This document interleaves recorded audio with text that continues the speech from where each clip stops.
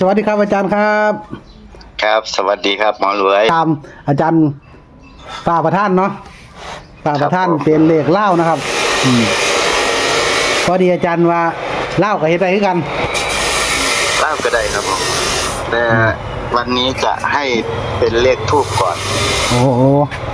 ถูกเล่าอาจารย์เลขลาวถูกเล่าเนี่ยจะเข้าแค่แม่นมาครับอาจารย์ทูบแม่นอยู่ด้วยกันครับแม่นด้วยกันนะอาจารย์เนาะเป็นเลขพุ่มนะอาจารย์แม่น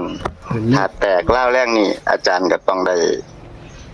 แก้บนเพิ่นเพราะว่าอาจารย์บนไว้ว่าถ้าแตกลาวครับจะบนผลไม้นะผลไม้ไปบนเพิ่นครับผมก๋วยเตี๋ยวอาจารย์บนน้ำแดงก็แตกอยู่ด้วยครับผมฮานอยโอ้เป็นนั่น3 ตัวหางเดียวเลยเด้3 ตัวหางเดียวอาจารย์เล่าเนาะแม่นเลขทูบเนาะครับเนาะระวัง6กับ9เด้อเพิ่นหันหัวได้ดีเวลาเพิ่นจับโอ้ถ้ามี6ก็ต้องมี9เด้อกำกับไว้ให้เพิ่นนำนะครับหมอรวยก็ลืมดีเด้ออาจารย์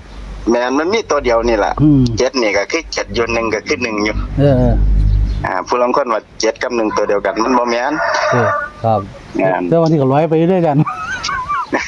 ร้อยไปก็ตามนะว่าของอาจารย์นี่ครับสูตรก็คือ7เป็น7 1เป็น1สูตรของอาจารย์สูตรของอาจารย์เนาะแม่นแต่ว่าของเพิ่นบ่ว่าแต่ของเพิ่นเขาเจ้าเอาก็ตามอาจารย์แต่ละคนนั่นล่ะบ่ประนามเขาเจ้าดอกเขาเจ้าก็หมายถึงว่าเป็นของเขาเจ้าเนาะเขาเจ้าก็มีสูตรแต่ของเฮานี่กลับแค่9อย่างเดียวกับ6เท่านั้นครับความเป็นสูตรทั้งเจ้าของบ่ต้องไปสูตรของผู้ใดหรอกอะตำของอาจารย์ได้กับบ่รู้แต่ว่าอันนี้เป็นเลขทูปนะที่อาจารย์จุดขึ้นมาครับเดี๋ยวมื้ออื่นผมจะขอตามไอ้ไทยโค้งสุดท้ายได้อาจารย์ครับผมเพราะว่าผมไปเขียนผิดนะเดี๋ยวพี่น้องอีกงงแล้วก็ให้อาจารย์บวกเขียนผิดว่าติโอ้ยเขียนบนเป็นล่างเป็นบนอาจารย์มันบ่ออกซับกันซะสิบัดเรื่องมาแล้วก็แล้วเอ้าล่างขึ้นบนลงล่างนี่โอ้เอาก็เลยว่าเอาแก้มือใหม่เด้อ FC สิงงเอาเป็นคนสุดท้ายถ้าอื่นครับเพื่อให้อาจารย์ได้คำนวณอีกจักหน่อยเพื่ออาจารย์เสียงให้มื้อแรงเอาเสียงดีกว่าเนาะอาจารย์เนาะเอาไปเสียงนะครับเอาเลขทูปฮอดตัวใดครับอาจารย์ครับเลขทูปนี่ก็062เด้อเลขทูปจุดเมื่อเช้านี้จุดเมื่อเช้านะครับ062แม่น092ก็ได้062ก็ได้ครับอันนี้ผมจะเป็นตัวกันเนาะ092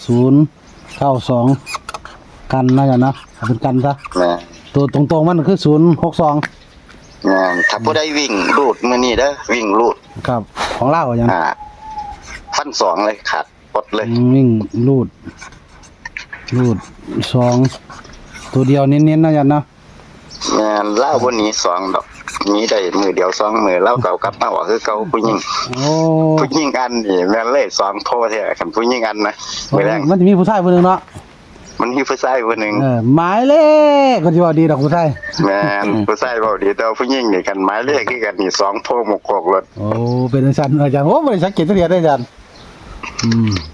ผมก็ว่าผมสังเกตสังกาดีได้แต่ว่าโอ้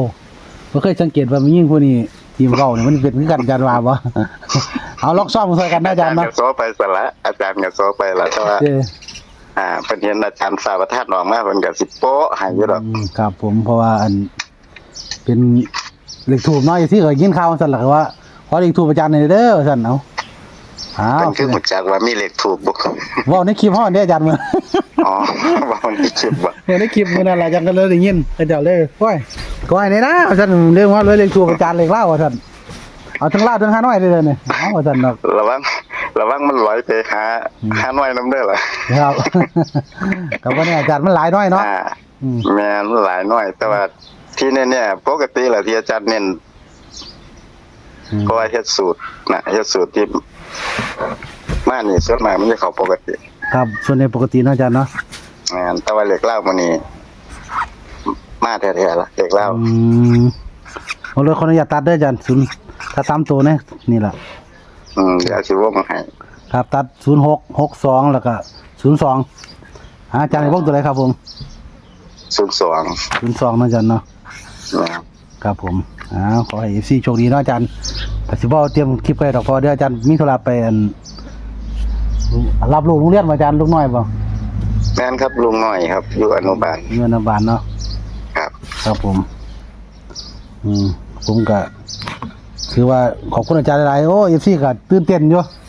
อ๋อกะ หาเก้าจังๆแน่นอนแก้มมา